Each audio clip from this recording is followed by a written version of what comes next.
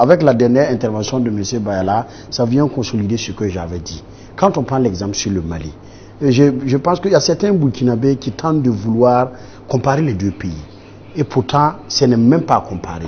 La culture malienne, c'est le pardon, la résilience, l'acceptation de l'autre et la cohésion, le vivre ensemble. C'est la culture du Mali. Par contre, ici au Burkina Faso, quand ce n'est pas moi, que ça ne marche pas. C'est cette habitude qui nous anime tous. Quand il y a eu l'embargo au Mali, les opérateurs économiques maliens se sont mobilisés pour dire, Président Goïta, allez-y, nous sommes derrière vous, nous allons vous accompagner.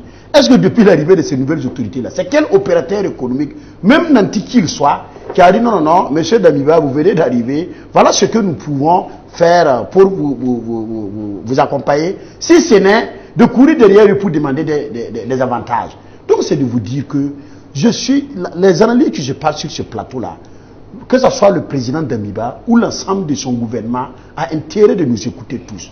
Parce que si on est un président d'un pays, on est appelé à accepter tout le monde et à écouter les observations et les critiques de tout un chacun. Et je suis parfaitement d'avis avec toutes vos analyses, mais à un moment donné, acceptons que nous-mêmes, en tant que population, nous ne travaillons pas à permettre à ces nouvelles autorités-là de pouvoir réussir leur mission. Même sans objet, parce que la dernière intervention de M. Ouedraogo a pris en compte ce que je voudrais dire, qui est de reconnaître que le communiqué du Premier ministre ne tente pas de dire de dépolitiser l'administration, mais de ne pas tenir des activités politiques dans l'administration. C'est ce que le note tente de dire. Et vous savez, c'est un gouvernement de transition. Dans un gouvernement de transition, il y a certaines mesures qui doivent être prises pour qu'au soir de leur départ, qu'ils puissent avoir un rapport à fournir. C'est de ça qu'il est question. Je suis d'accord qu'il faut travailler à avoir tout le monde. Je suis contre la division, je suis contre l'exclusion.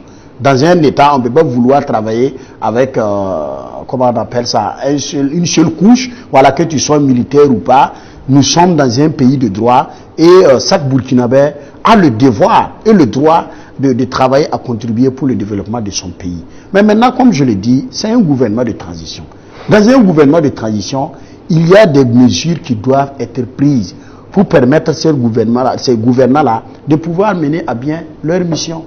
Voilà. Alors, je retiens que voilà, les différentes propositions et que le MPSR doit faire une large ouverture, ils doivent travailler avec tout le monde. C'est ce que moi aussi je constate, c'est tout à fait normal, c'est naturel, nous sommes tous des Burkinabés et tant qu'il y a des compétences, je ne vois pas en quoi chacun ne pourra pas contribuer pour le développement de notre pays. Secondo, ce que j'ai retenu aussi est qu'il est inévitable et ça doit être l'une des priorités du président Damiba, la rupture générationnelle. Il faut qu'il y ait une rupture générationnelle. J'ai du respect et de la considération pour nos aînés, pour ceux qui nous ont devancés dans les affaires. Ils ont fait de leur mieux, ils ont usé de leur intelligence pour pouvoir contribuer pour accompagner notre pays. Mais il est arrivé un moment où ils doivent accepter qu'ils sont déconnectés, où ils doivent accepter qu'ils sont épuisés et laisser la place à la nouvelle génération.